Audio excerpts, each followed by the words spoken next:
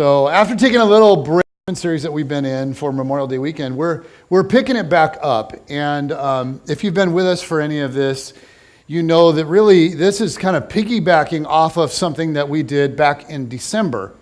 And so in December, we looked at a concept that Andy Stanley coined, the temple model or the temple system. And the premise of that series was this, that the arrival of Jesus signaled the end of the temple system and the beginning of something brand new. Okay, so the Jesus way wasn't like Judaism 2.0 or like religion 2.0. Jesus showed up and he initiated something brand new, and it signaled the end of what we've been calling the temple system. So the temple system isn't just about ancient Judaism and its temple, but it represents pretty much all of the ancient religions. We see it in ancient Egypt. We see it with the Assyrians. We see it with the Babylonians, with the Persians. It was definitely the way of Greek religion and Roman religion. And we saw that the temple system basically has 4 components. Okay? There are always, in the temple system, there are always sacred places. And you know, because you go into these sacred places and maybe you don't wear shoes or you cover your head or you have to be quiet or you have to behave very differently because these are holy places, right? These are sacred places. And then there's always sacred texts, inscriptions or documents or parchments, things that have been translated over and over and over. There's always these sacred texts. And then there's always in these places sacred men, right? And for whatever reason, it is always men. Men who control and interpret the sacred texts in these sacred places, and over time, they become very, very powerful because they have tremendous influence over the sincere followers or the sacred followers. The people who follow the teaching or are under the influence of the sacred men in these sacred places interpreting the sacred texts. And the challenge for us is that when Jesus came along, he actually came to put an end to all of that, right? And so some of you go, well, what are we doing here in this sacred place with sacred texts that you're about to interpret for us?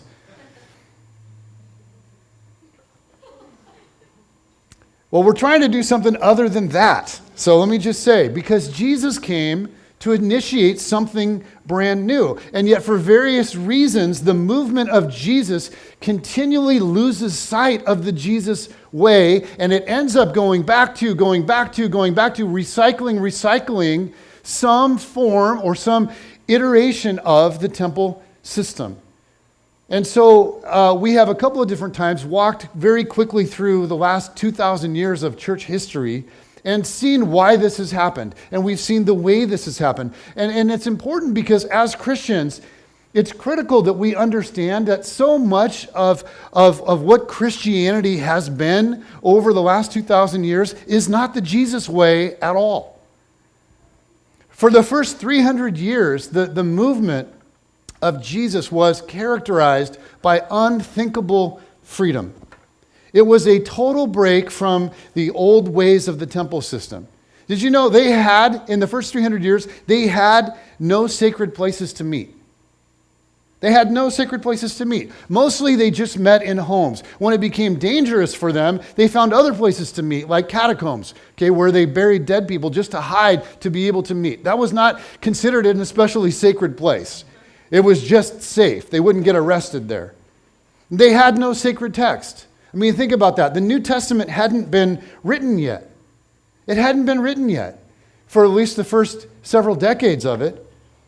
There was no New Testament. Just the stories of those that were being told from those who knew Jesus. Eventually, the things began to get written, and maybe they had a copy of one of the Gospels or one of Paul's letters, or maybe more, maybe a couple. But initially, they just had the stories of Jesus. They had the stories of his miracles and his resurrection and his teaching about love being the way. And it was very, very simple, and it was enough. And there weren't any sacred men. I mean, at first there were the apostles, But they didn't take their authority and lord it over people. They served people and they loved people and they gave their own lives as martyrs for the way of Jesus. They weren't using this to personally advance themselves. It cost them everything. And they were just leaders of the people. And there were both men and women leading. People who displayed character, people who were trustworthy, people who were leaders because everybody recognized their lives are worth emulating.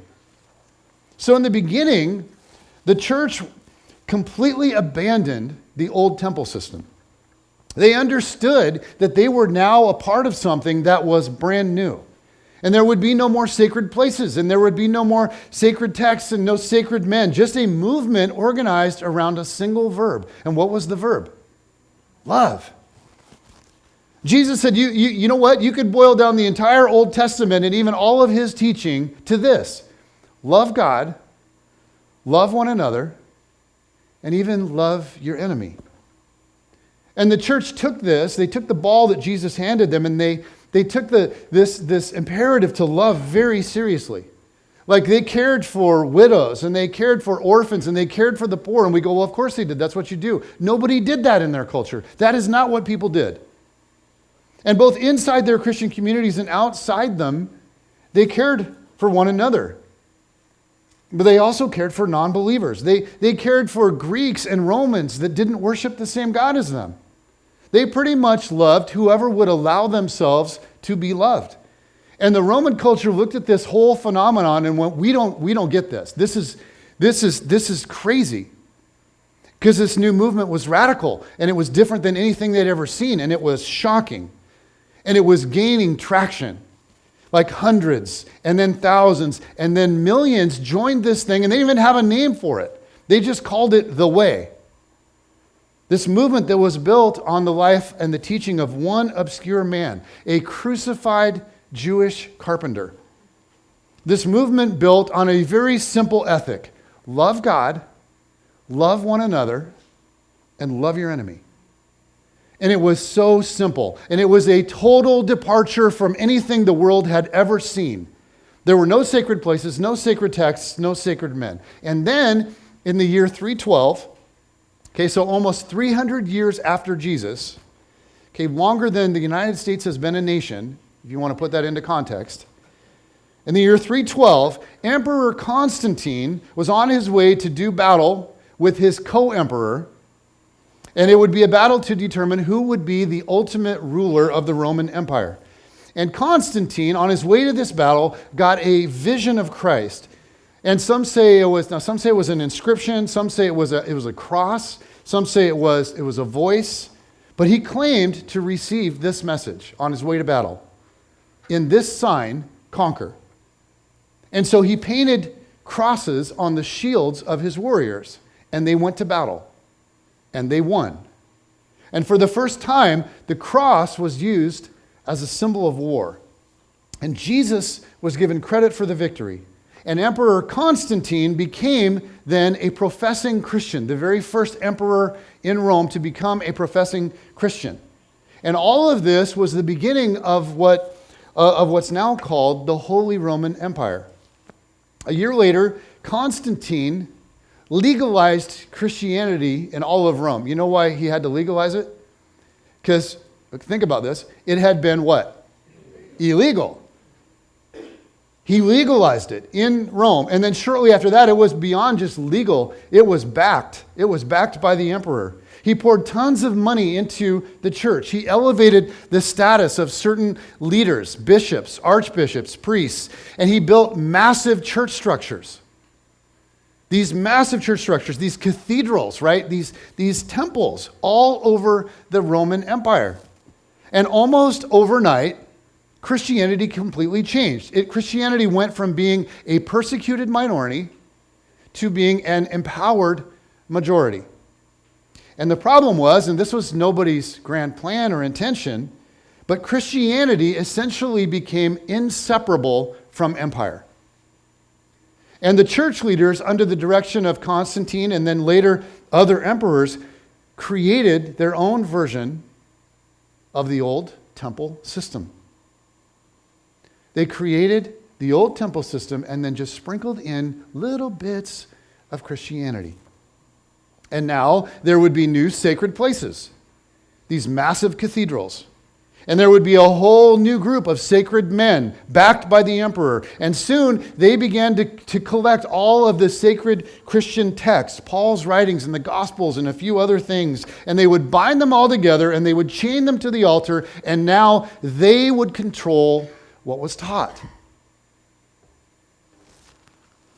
And the Romans just took what they knew: power, temples, religion, sacred places, sacred texts, sacred men. They took what they knew and then they tried to cram Christianity into it. And so this is what we've been talking about. For 1,700 years now, the church has struggled to let go of that, to give up the temple system. It has been recycled over and over. It's taken on new forms, adapted into new variations, like down through the Middle Ages, through the Reformation, all the way down to you and me, and here we are in this place we call a church. But this series is about the Jesus way. The way of Jesus, which is characterized by love and freedom. And if you read his teaching and you read about his life, you see it in everything. You see it, a shred of it in everything he's doing. Love and freedom. Love and freedom. Jesus came not to enslave people to more temple system. He came to set us free. He came to teach us how to love. And so today we're going to look at one of the unbelievable freedoms that Jesus came to offer. And his teaching on this was so new, and it was so radical, and it was so contrary to human thinking, to what comes natural, that the church for 2,000 years has struggled to embrace this freedom. The tendency has been to either completely ignore it, or what's even more often is to turn it into some new form of legalism. But this is a really big freedom. It's so big and it is so misunderstood. And so the freedom that we're going to think about today is the freedom from sin. Now, because of the way the church has so badly handled this, I'm guessing that very word causes some of you to just cringe. I said the word and you just went, oh gosh, really? Are we talking about that? Right? Have you seen The Lion King? It's okay, Mufasa. Right? You know what I'm saying? Sin. The very word, because of its bad, the way that this has been dealt with so badly in the church causes you to go, oh.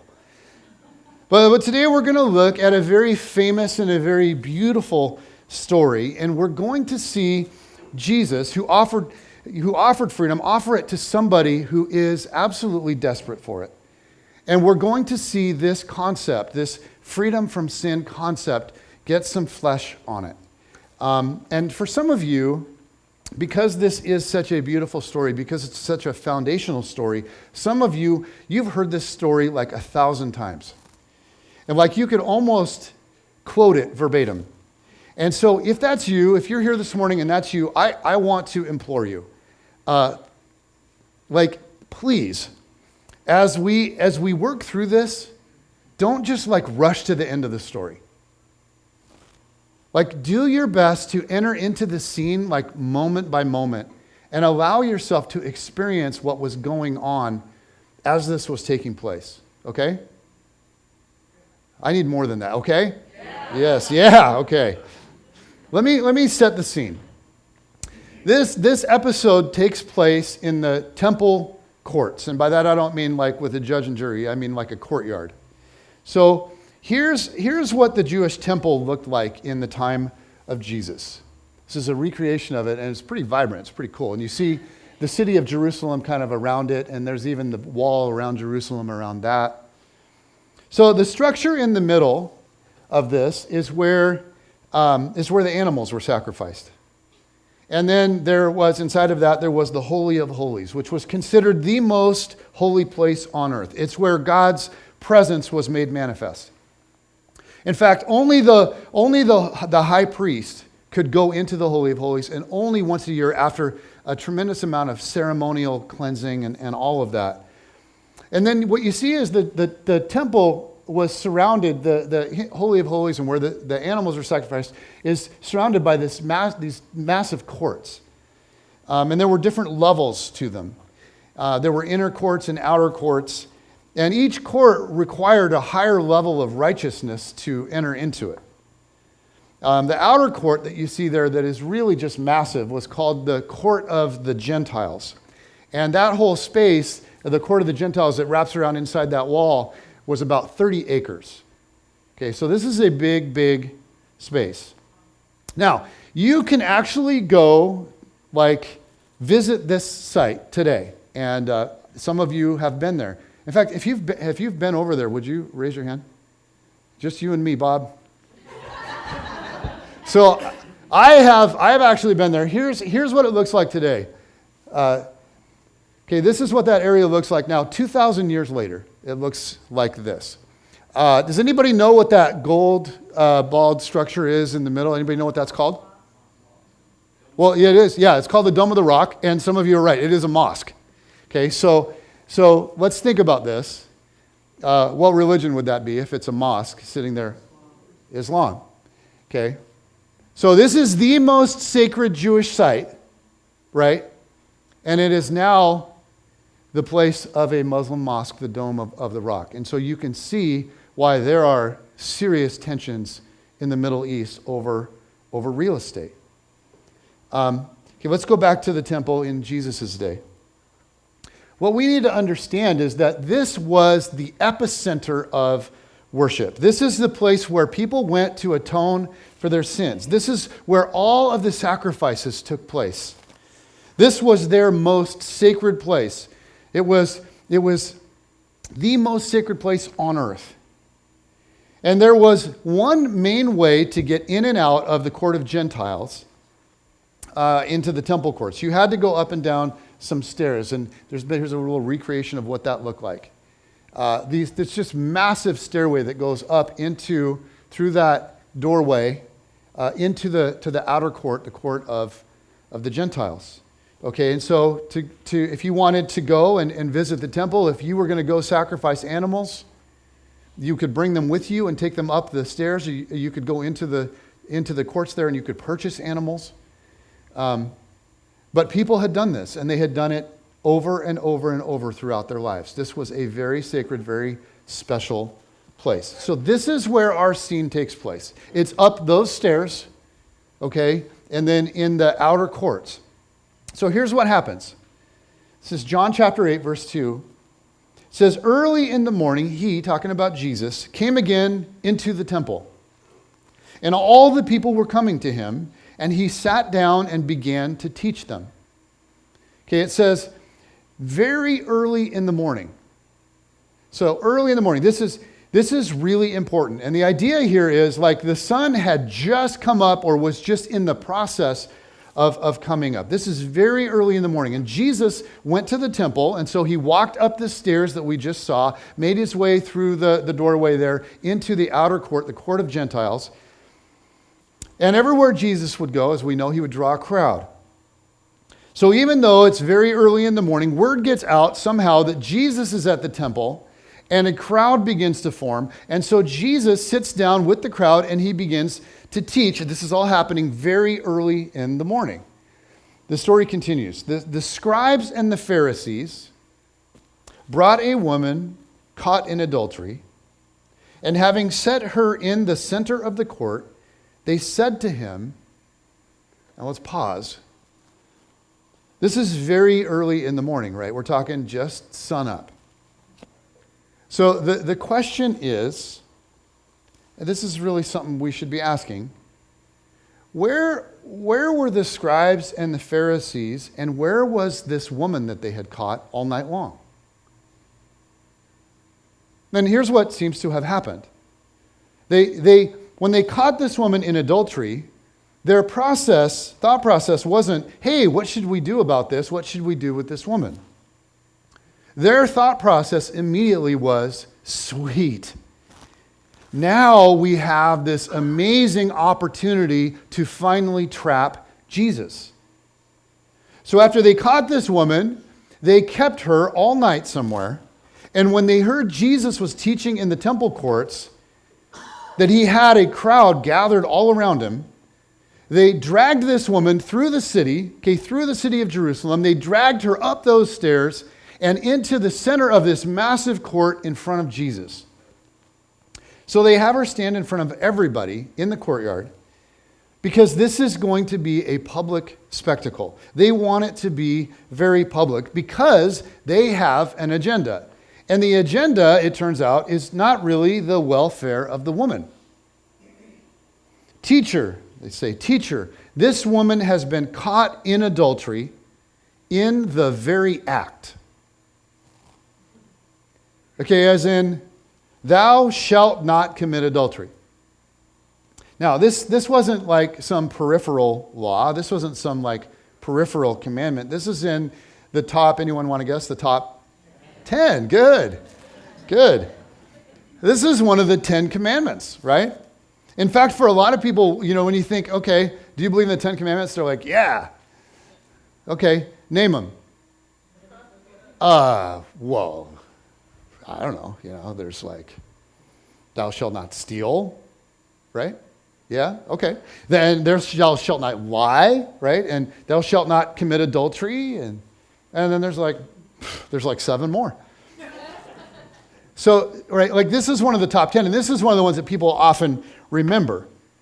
And so here they are, they're standing and they're like, hey, this is no rumor, Jesus. We caught her in the very act, and we saved her for this moment, and we have served her up right now in this very moment. And the crowd is quiet. And a larger crowd is now beginning to form because people in the city have seen this woman being dragged by these men in their religious robes, in their robes with all of their signs of authority, through the streets of Jerusalem and then up these stairs and into the courts, and they want to know what's going on. See, standing in the temple court, when you think about it, is the last place that this woman wanted to be. And I wonder if maybe some of you can relate to this, because here you are this morning sitting in church. And you're uncomfortable. Like somebody talked you into coming. Like they said, hey, if you come, I'll like buy you lunch, or you'll meet somebody really cute, or But this is not really your place. These are not your people. And to be honest, you've been nervous about being here the whole time. And so in a way, you can relate to this woman. Now, she's Jewish, and she's been to the temple many times. But every time she came before, she brought an animal to sacrifice for her sins. But on this day, it looks like she's the one that's going to be sacrificed for her sin. Now, in the law of Moses, Moses commanded us, they say to Jesus, in the law, Moses commanded us to stone such women. What then do you say? And when they said this, like a hush fell over the entire plaza, the entire courtyard, and everybody there. And really, you have to imagine the only sounds that are going to be heard now were the slaughtering of animals just on the other side of the wall where the altar stood. Now, Jesus could have said, well, if you're so sure of her guilt and of the law, why didn't you just take care of this yourselves? Why didn't you just stone her? Why bring her all the way up here? And if Jesus went that route, he probably could have just pointed out how incomplete their condemnation was. I mean, he could have been like, hey, by the way, God squad, what Moses actually wrote about this was this. If a man commits adultery, like who's missing from this picture? If a man commits adultery with another man's wife, both the adulterer and the adulteress are to be put to death. That's the law.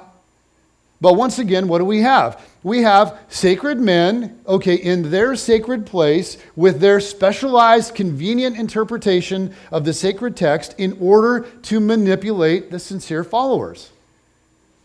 John says they were saying this, testing him, so that they might have grounds for accusing him. Because their goal was always to divide Jesus from the people. Over and over, divide Jesus from the people, divide Jesus from the people. And now they have a crowd and they're in the perfect place with a perfect scenario to divide Jesus from the people.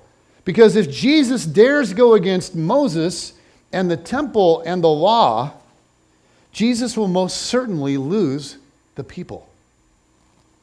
And they tried some pretty lame stuff. If you read, they tried some pretty lame stuff to trap Jesus in the past. But this time, they're sure that they've got him. Because given this new scenario, it's Jesus versus Moses.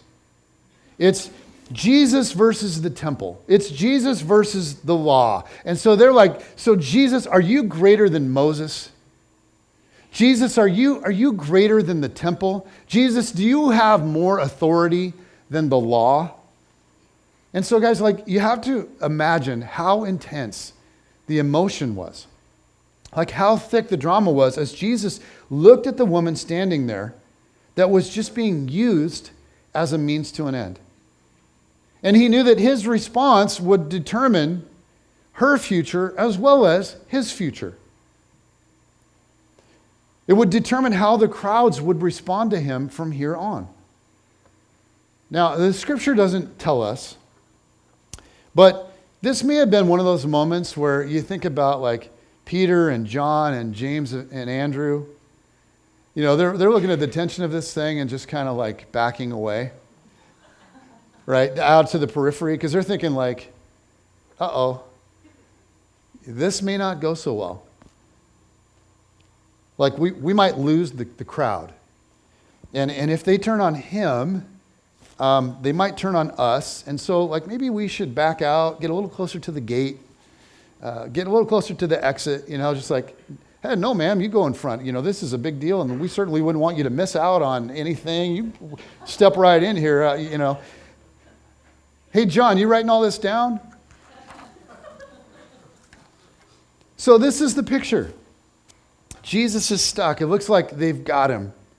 And so what does Jesus do? It says, but Jesus stooped down and with his finger wrote on the ground. Now, we aren't told in the passage itself, but some scholars have speculated about the significance of Jesus writing on the ground here, as you can imagine.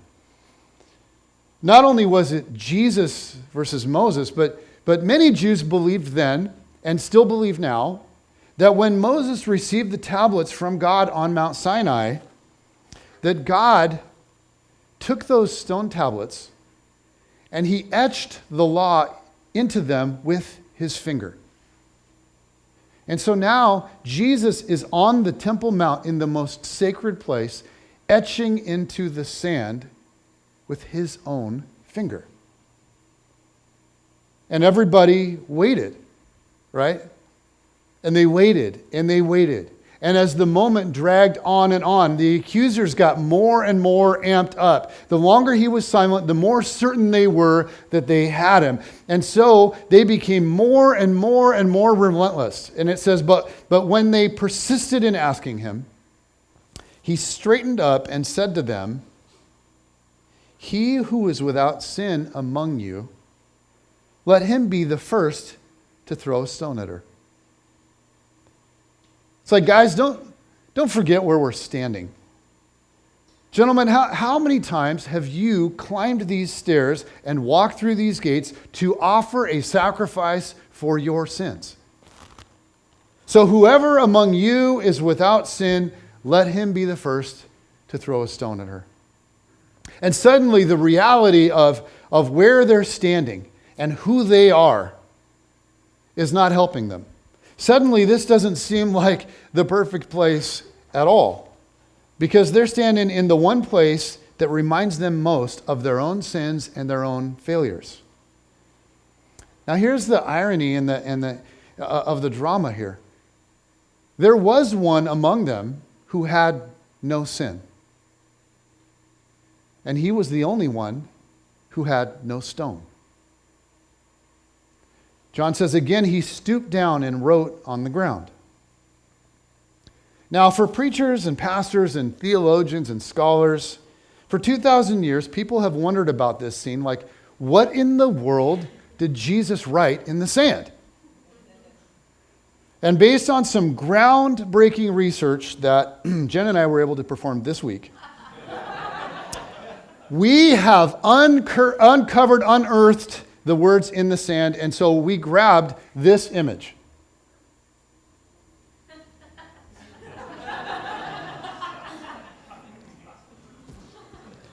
Maybe not. So the text goes on, and it tells us what happened next. It says, when they heard it, okay, when they heard him say, whoever among you is without sin, cast the first stone at her. When they heard it, they began to go out one by one, beginning with the older ones, and he was left alone, and the woman where she was, in the center of the court. Jesus had exposed their hypocrisy and their self-righteousness. And so beginning with the older ones first, okay, like the ones who had made the most trips to the temple over their lifetime, the ones who had offered the most sacrifices for their sins, beginning with the oldest first, they dropped their stones and walked away. And now, this woman is left in the center of the court, and the only one that's still with her is the Lamb of God.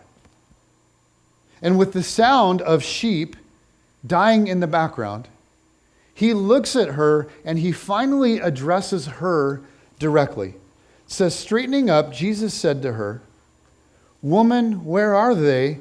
Did no one condemn you?" Now, this question didn't mean, did no one accuse you? Because obviously she's been accused. And the question didn't mean, woman, are you guilty? Because it was clear she was guilty. The question simply means, is there no one here forcing you to pay for what you've done? Is there no one here condemning you? And she said, no one, Lord. And Jesus said, and are you ready for this? Because for some of you, this next part may be exactly why you're here this morning. Because for some of you, you're here and you're uncomfortable and you have guilt in your life over something. And you have no idea how to deal with it. You have no idea. And this is part of why church is kind of an awkward place for you. And for others of you, you're hoping that maybe being here today will balance out what you did last night. Maybe I don't know. Maybe you came straight. You haven't even been home. You came straight to church. It's whoa. I better do something to try to fix that. And the truth is, every single one of us has been in that guilty place, me included. We have all been in a place where what we needed to hear most, we weren't sure that we would ever hear it. And then even when we heard it, we weren't sure we believed it. Jesus said, I do not condemn you either. I will not force you to pay for what you've done. I will not condemn you. And in saying this, Jesus was announcing, I am greater than Moses. I am greater than the law. I am greater than this temple. I am greater than the entire sacrificial system. I am greater than the Old Testament. I am greater than the entire temple system. And his followers would soon learn that he actually came to replace all of it. And then he gives her words that I think we need to think about very seriously. He says, go. And from now on, sin no more. He says, you're free to go. But from now on, leave your life of sin. Which is interesting because Jesus actually is opposed to sin. But his opposition to it, and this is what's so critical for us, his opposition to it comes with a certain tone. And it's a tone that is so different than what many of us have experienced. Jesus wants to set us free from the penalty of our sin, but just as much, he wants to set us free from future sin. But it's the tone in all of that that gets so lost. And it's the tone that really, really, really matters. And it may not be the tone of the church where you grew up. It may not be the tone of your mom. It may not be the tone of your dad. It may not be the tone of your, Christian neighbor or that like super intense Christian at work. But in this moment, Jesus exposes to us his heart toward sinners. And his tone was not condemning. His tone was all about compassion. He urged, he did not condemn. He urged, he did not condemn. He urged her and he urges us, leave your life of sin. Sin no more. And here's why Jesus was so strong on this. Because he knew all too well what we all will eventually discover, that sin comes prepackaged with a penalty. And I don't know if you've ever thought of it in these terms, but sin, every sin, comes prepackaged with a penalty. Because when we sin, something dies. This is the whole idea. Sin kills things.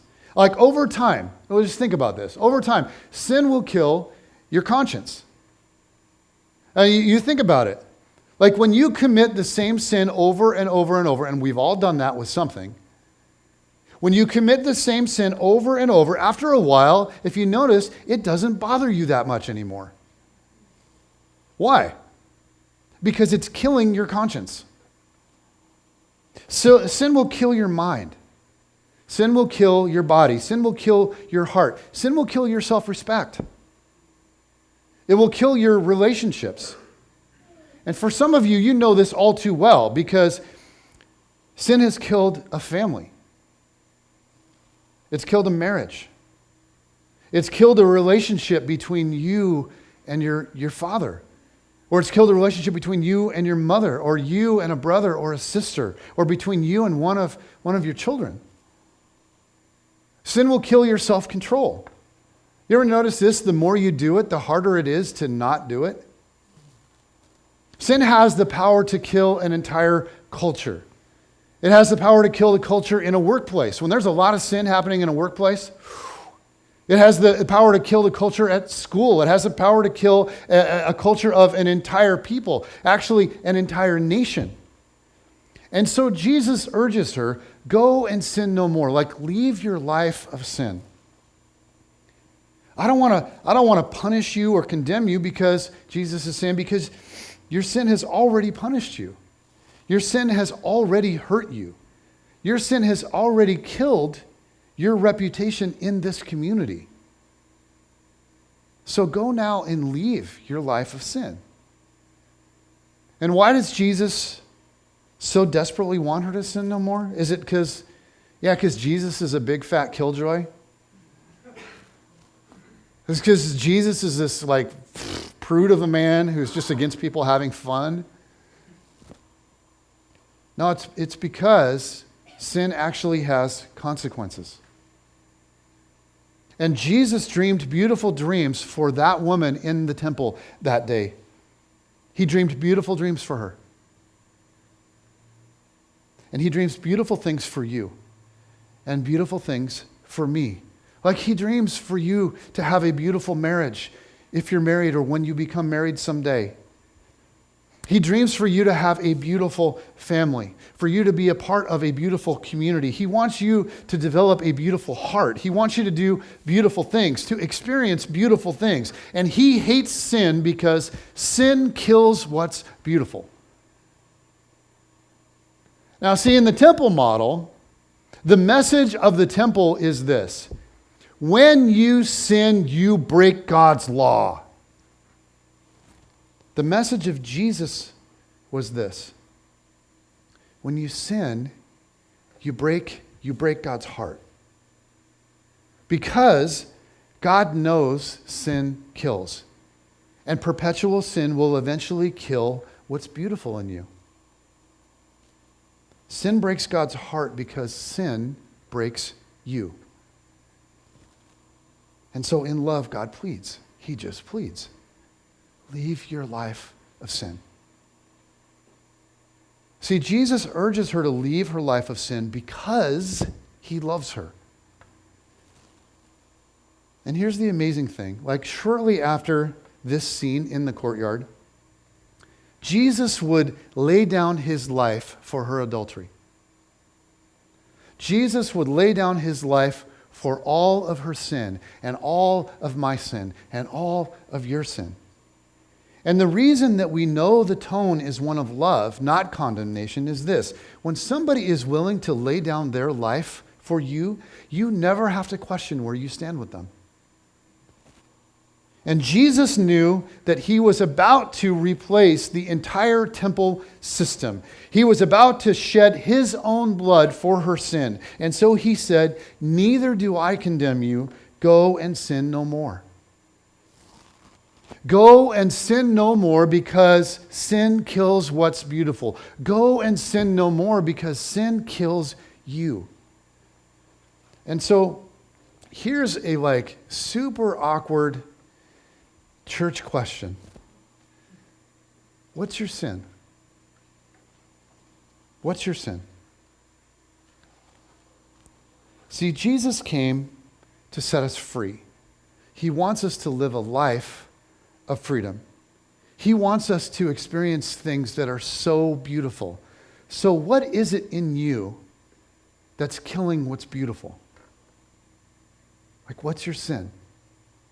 What's killing you?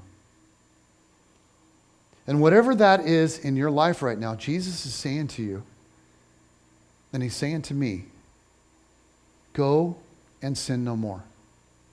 Leave your life of sin. Not primarily because this is what it says in the Bible. Not primarily because it breaks God's law.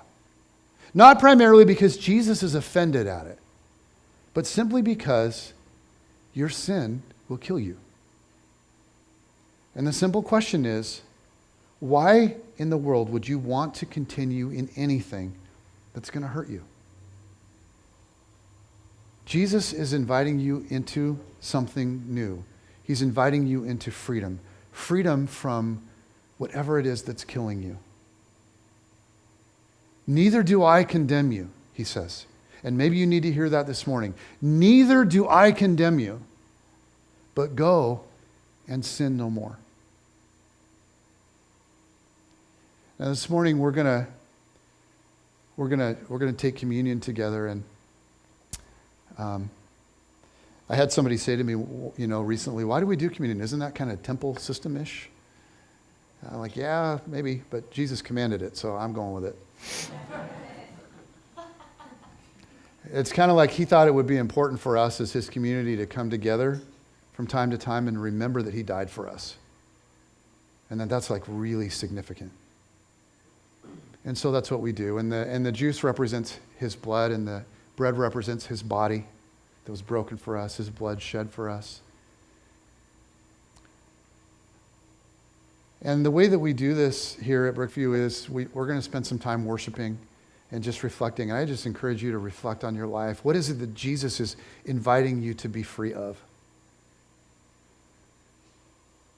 And when you're ready, you can go back to the table and you can kneel and just remember what he's done for you and why that matters so much. And you can kneel there at the table, or you can bring it back to your seat, or you can stand. But you just go whenever you're ready. And if you're here and you're visiting with us and you're like, can I take communion here? The only requirement we have is that you be a follower of Jesus. If you're not a follower of Jesus, it doesn't make a lot of sense, okay? But if you are, then you're absolutely invited. And we try to do this in such a way that if you decided you didn't want to participate in that, it's not going to be awkward. People are going to be getting up and moving around the room, and so you're not going to stick out at any point. But what Jesus has done for us is such a big deal. And the freedom that he's inviting us into is enormous. And it isn't something that we have to be afraid of. When Jesus says, leave your life of sin, he's inviting us into the most beautiful thing. The word sin shouldn't cause us to cringe. It should be something that we think about fairly regularly, because if we don't think about it and we just enter into it, it kills us. And Jesus is saying, man, I don't want that for you. So as the worship team comes up, I'm just going to pray, and then we're going to worship together, and you can take communion whenever you're ready.